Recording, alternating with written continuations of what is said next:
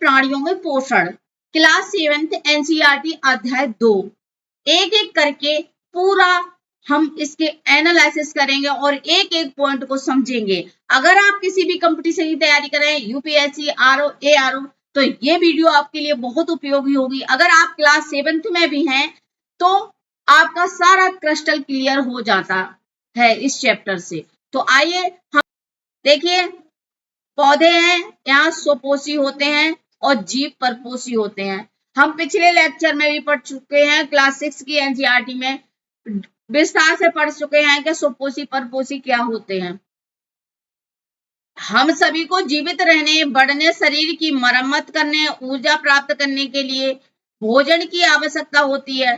पौधे अपना भोजन स्वयं बनाते हैं, इसलिए उन्हें स्वपोषी कहते हैं। लेकिन मनुष्य, गाय, बकरी, भैंस आदि अपना भोजन स्वयं नहीं बनाते हैं, तो ये अपना भोजन स्वयं पौधे बनाते हैं, अन्य जीवों से प्राप्त करते हैं, इसलिए इन्हें परपोषी कहते हैं। जैसे कि पेड़ पौधे हैं, वो अपना भोजन स्वयं बनाते हैं। कैसे बनाते हैं? देखिए, ये प्लांट है, इसमें एक वेस्कुलर सिस्टम होता है, उसके अंतर्गत एक जाइलम होता है और एक जाइलम होता है जो जड़ों से खनिज, लवण और पानी लेकर पूरे पत्तियों तक पहुंचाता है। और दूसरा एक क्या होता है, फिलोएम होता है, जो ऊपर से पके हुए भोज्य पदार्थों के लिए, ऊपर से जो भोजन है उसके लिए कहाँ पूरे अंगों तक प्लांट के पहुंचाता है। तो ये जल और कार्बन डाइऑक्साइड वातावरण से ली जाती है और उसके बाद सनलाइट, सूर्य की प्रकाश की रोशनी में ये अपना भोजन स्वयं बनाते हैं। आई होप आपको यहाँ तक समझ में आया होगा। दूसरा देखें, न्यूट्रिशन क्या होता है, यानी पोषण क्या होता है। क्या पोषण क्या होता है? जीव द्वारा भोजन ग्रहण करना और उनका उपयोग करके ऊर्जा, वृद्धि और शरीर की मरम्मत करना पोषण कहलाता है। जब हम किसी भोजन से, देखिए खाना है और खाना से हम क्या करते हैं, इसका उपयोग करते हैं और ये शरीर में एक क्रिया होती है, उसके द्वारा पच करके हमें ऊर्जा प्राप्त होती है और ये ऊर्जा, भोजन से हमें प्रोटीन, विटामिन, खनिज आदि पदार्थ मिलते हैं, जिससे हमारे शरीर की मरम्मत वगैरह और बाहरी रोगों से रक्षा होती है। न्यूट्रिशन वाले चैप्टर में पढ़ेंगे इसको। जब हम रोटी खाते हैं तो वह सीधे शरीर को शक्ति नहीं देती, पहले वह पचती है और फिर उसका उपयोग शरीर करता है। इसे पूरी प्रक्रिया को हम पोषण कहते हैं। आई होप आपको समझ में आया होगा। अब देखिए, पोषण की कितनी प्रोसेस होती है, स्टेप ऑफ न्यूट्रिशन। सबसे पहले अंतर्ग्रहण, हम भोजन लिया और हमने क्या कहा, इंजेस्टेशन। देखिए, सबसे पहले हम क्या करते हैं, भोजन को खाते हैं। भोजन को शरीर के अंदर लेना अंतर्ग्रहण कहलाता है। उदाहरण के लिए, मनुष्य मुख से भोजन ग्रहण करता है और गाय घास चरती है और सांप शिकार को पूरा निगल जाता है। दूसरा होता है डाइजेशन। पहले हमने क्या किया, भोजन को मुंह में ग्रहण किया। दूसरा, फिर जब हमने खा लिया तो पाचन शुरू हो जाता है। भोजन में रोटी, दाल, चावल आदि बड़े और खनिज पदार्थ होते हैं। शरीर इन्हें सीधे उपयोग नहीं कर सकता, इसलिए भोजन को छोटे और सरल पदार्थों में तोड़ा जाता है, इसे हम पाचन कहते हैं। उदाहरण के लिए, रोटी में स्टार्च होता है, पाचन के बाद यह ग्लूकोज में बदल जाता है। तीसरा ये स्टेप होता है, जब खाना हमने खा लिया, पेट में पहुंचा, पाचन शुरू हो गया और पाचन के बाद क्या हुआ, एब्जॉर्प्शन, यानी अवशोषण शुरू हो गया। पचे हुए भोजन का रक्त में मिलना अवशोषण कहलाता है। कहा जाता है कि छोटी आंत में कहाँ अवशोषण होता है, तो सबसे ज्यादा छोटी आंत में अवशोषण होता है। फिर एसिमिलेशन यानी स्वांगीकरण। चौथा स्टेप क्या है, स्वांगीकरण। ठीक है, इसमें बोलते हैं रक्त द्वारा शरीर के विभिन्न भागों तक पहुंचे गए पोषक पदार्थों का उपयोग शरीर द्वारा करना क्या कहलाता है, स्वांगीकरण कहलाता है। फिर होता है बहिष्करण, डिजेशन। ठीक है, इसका मतलब क्या होता है, जो भोजन नहीं पचता उसे मल के रूप में शरीर से बाहर निकाल दिया जाता है, उसे ही बहिष्करण कहते हैं। इसको हम कैसे याद कर सकते हैं, देखो आई, ठीक है, ट्रिकले I D A, I D A, फिर ए और फिर ई। ये ट्रिक भी बना लेते हैं हम, इससे भी याद कर सकते हैं। IDAAE, इससे हमें क्रम याद रहेगा सारा। आगे देखते हैं, कुछ देखते हैं जंतु भोजन कैसे ग्रहण करते हैं।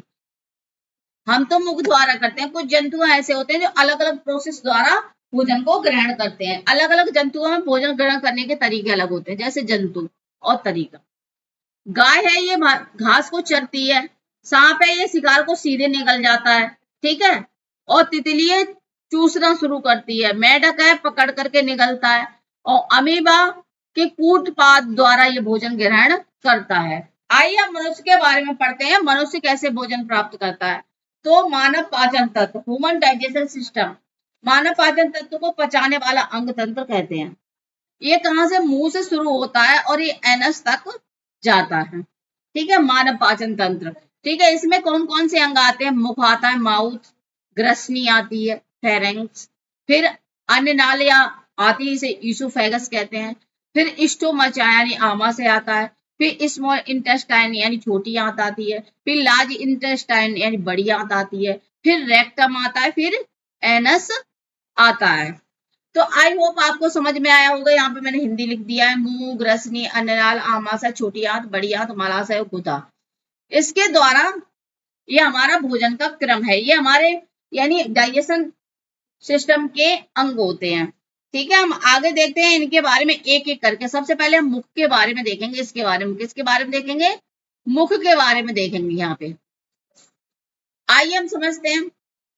तो इसे बोलते हैं बक्कल कैविटी। क्या बोलते हैं, बक्कल कैविटी।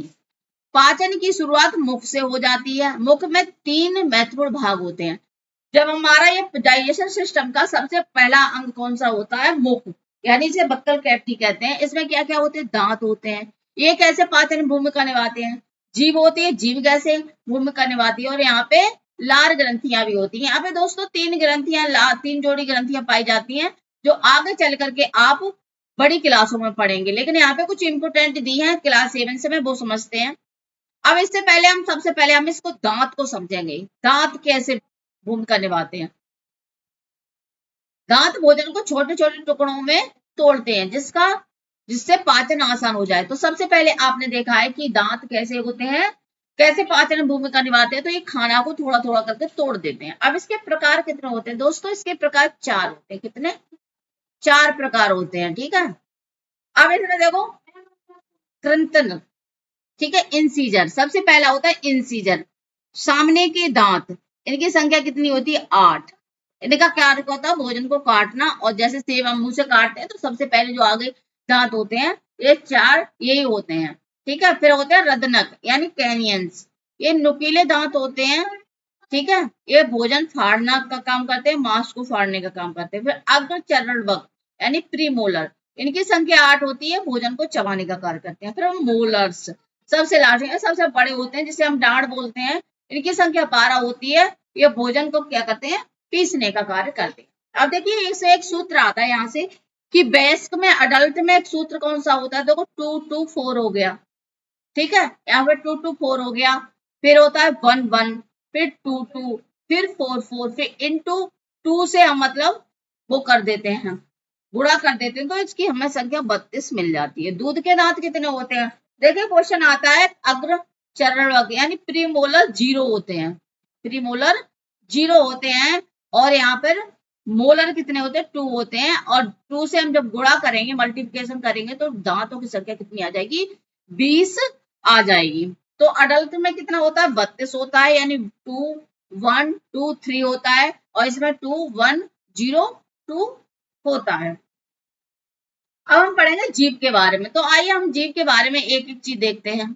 इसे इंग्लिश में टंग बोलते हैं। जीभ एक मांसल अंग है, ये मांस की बनी हुई हमारी जीभ होती है। इसमें दोस्तों 4 तरह की स्वाद कड़काएं होती है। कैसी, सामने होती है ये मीठी, ये साइड से इधर, साइड से इधर, साइड से खट्टी, फिर उसके बाद होती है नमकीन, और सबसे लास्ट में होती है कड़वी। तो हमारी स्वाद ग्रंथियां कितनी पाई जाती हैं, 4। स्वाद ग्रंथियां कितनी पाई जाती हैं, 4।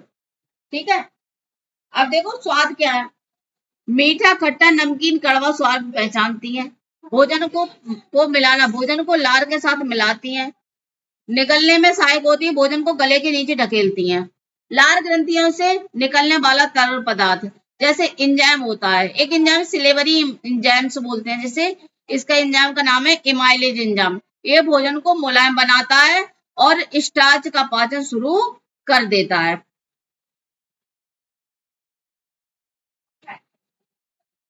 ठीक है, उसके बाद आती है ईसोफेगस हमारी। देखिए अब हमने किसके बारे में पढ़ लिया, दांत के बारे में पढ़ लिया, जिह्वा के बारे में पढ़ लिया। अब हम क्या लार ग्रंथियों के बारे में पढ़ लिया, यानी बक्कल कैविटी हमने खत्म कर ली। उसके बाद आता है ईसोफेगस, जो नाल होती है। तो उसका क्या कार्य होता है, एक नली होती है ये, इसका कार्य होता है भोजन को मुख से आमाशय तक पहुंचाना, और कोई काम नहीं होता है। क्या क्या करती है, संकुचन होता है यानी कॉन्ट्रेक्शन होता है, भोजन नीचे जाता है यानी फूड मूव्स डाउन, आमाशय की ओर जाता है यानी टूवर्ड स्टोमच। इसमें क्या होता है, पेरिस्टेटिक मूवमेंट होता है, अन्य नली की दीवारें सिकुड़ती हैं और फैलती हैं, जिससे भोजन नीचे चला जाता है। आगे हम समझते हैं। अब हमने जब पढ़ लिया हमारा भोजन कहाँ पहुंच गया, आमाशय में पहुंच गया। तो आमाशय में क्या होता है, आमाशय में देखिए 3 भाग होते हैं आमाशय के, लेकिन यहाँ पे हमारा जितना दिया उतना ही पढ़ेंगे। ठीक है, ये ट्रांसपोर्ट ट्यूब होती है, ईसोफेगस सिकुड़ती है, फैलती है, और पेरिन्टेलिक गति, जिससे भोजन आमाशय तक पहुंचता है। अब देखिए यहाँ पे क्या करती है, अम्ल से आमाशय की दीवारों की रक्षा होती है। ये म्यूकस होता है, एक तरल पदार्थ, इससे आमाशय की रक्षा होती है। यहाँ पे कौन कौन सी चीजें होगी, गैस्ट्रिक जूस प्रोटीन के पाचन में सहायक होता है, HCl हाइड्रोक्लोरिक अम्ल जीवाणु को मारता है और पाचन में सहायता करता है। म्यूकस अम्ल से आमाशय की दीवारें की रक्षा होती है। भोजन कितने समय तक रहता है पेट में, हमारे 3 से 4 घंटे तक भोजन रहता है। यहाँ पे देखते हैं, आमाशय एक थैली जैसी अंग है जहां भोजन लगभग 3 से 4 घंटे तक रहता है। आमाशय क्या बनाता है, देखो हाइड्रोक्लोरिक अम्ल बनाता है, कीटाणु को मारने का काम होता है। म्यूकस देखिए ये दीवार होती है, एक दीवार है, इसमें एक चिपचिपा पदार्थ होता है जिसे म्यूकस कहते हैं, यही हमारी आमाशय का रक्षा करता है, वरना HCl से हमारी पेट की दीवारें सारी कट सकती हैं। गैस्ट्रिक जूस दीवारें प्रोटीन का पाचन करती हैं। आगे देखते हैं इसमें क्या क्या आता है, यकृत यानी लिवर, शरीर की सबसे बड़ी ग्रंथि, कार्य क्या करती है, हमारा जो यकृत है शरीर की सबसे बड़ी ग्रंथि होती है, कार्य होता है पित्तरस यानी बाइल जूस बनाना, पित्तरस का कार्य करना, वसा को छोटे छोटे कणों में तोड़ना ताकि उनका पाचन आसानी से हो सके। अग्नाशय क्या करता है, जिसे पैंक्रियाज बोलते हैं, ये अग्नाशयी रस बनाता है, कार्य हाइड्रोक्लोरिक अम्ल पचाता है, प्रोटीन पचाना और वसा पचाना आदि। फिर उसके बाद होती है स्मॉल इंटेस्टाइन, यह पाचन का सबसे महत्वपूर्ण भाग है, लंबाई लगभग 7.5 मीटर होती है, यहीं पर अधिकांश पाचन पोषण होता है। तो आई होप यहाँ तक समझ में आया होगा। अब छोटी आंत में हमारी क्या पाई जाती है, बिलाई पाई जाती है। क्या बिलाई, छोटी आंत की दीवारों पर उंगली जैसी संरचना होती है, देखिए दिखाई दे रही है, पचे भोजन का अवशोषण या सतह क्षेत्रफल में करती हैं। यदि बिलाई ना हो तो भोजन का अवशोषण ठीक से नहीं हो पाता है। ठीक है, बड़ी आंत, अब उसके बाद बड़ी आंत आती है, लार्ज इंटेस्टाइन, यह भोजन का पाचन नहीं होता, यहाँ पर पानी का अवशोषण यानी लवणों का अवशोषण यानी मल त्यागना होता है। इसको देखिए कई भागों में बांटा जाता है, ये नीचे का भाग इसका रेक्टम होता है, फिर उसके बाद गुदा होता है, मल को कुछ समय तक संग्रहित करता है, ये रेक्टम का काम होता है, फिर मल ये शरीर से भोजन को निकाल देता है। आगे देखते हैं, जुगाली करने वाले पशु के में एक इस तरीके से संरचना होती है जिसे रूमिनियन कहते हैं। गाय भैंस बकरी हिरन ये घास को जल्दी जल्दी निगल लेते हैं और बाद में आराम करते समय उसे आप वापस मुंह में ला करके दोबारा चबाते हैं, इसी प्रक्रिया को जुगाली कहते हैं। ठीक है, अब देखिए रूमेन, गाय के पेट का विशेष भाग, भोजन का संग्रह, सेलुलोज का पाचन। रूमेन क्या होती है, micro organisms breaking down cellulose. Rumen क्या कहते हैं, सूक्ष्म जीव सेलुलोज का पाचन करती है। यहाँ माइक्रो ऑर्गेनिज्म रहते हैं जो घास में पाए जाते हैं और सेलुलोज को पचाते हैं। ठीक है, अमीबा पोषण, nutrition of any amoeba, amoeba एक कोशिकीय जीव है, ये कूटपात होते हैं इसके, देखिए ये कूटपात है, इसे सीडोपोडिया निकालता है अमीबा, और उसके बाद भोजन को घेर लेता है ये चारों तरफ से, फिर उसे खाद्य रिक्तिका यानी वैक्यूल्स बनती है, पाचन होता है और अवशोषण होता है, अपचित पदार्थ बाहर निकाल दिया जाता है। देखिए परीक्षा में बार बार पूछे जाने वाले ये क्वेश्चन है, आप इनको कमेंट बॉक्स में लिख करके जरूर बताएं। आई होप आपको पसंद आई होगी। अगर वीडियो अच्छी लगे लाइक शेयर सब्सक्राइब करना ना भूलें। Thank you.